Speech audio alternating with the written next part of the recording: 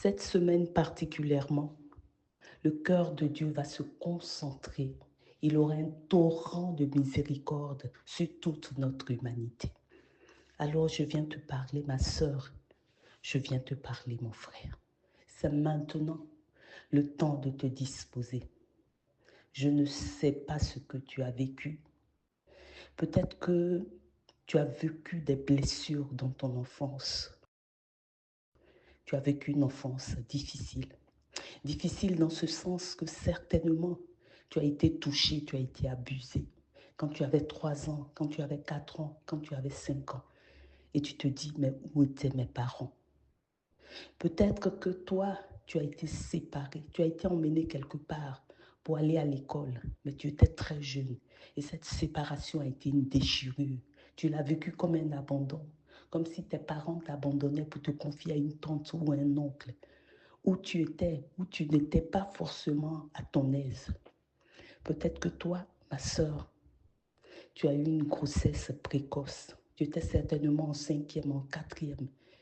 Et tu t'es entendu dire de tes parents que jamais tu ne dois ramener une grossesse tant que tu es sur leur toit.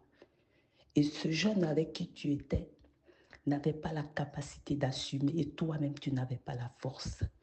Tu as fait passer cette grossesse. Et aujourd'hui, avec l'âge, tu te rends compte que c'est le seul enfant que tu n'aies jamais eu parce que tu ne peux plus en faire. Et tu vis dans l'amertume certainement. Et toi, peut-être que tu as eu confiance en un homme, mais qui t'a jeté, qui t'a abandonné, soi-disant que tu n'étais pas de la bonne famille. Je dis cela pourquoi?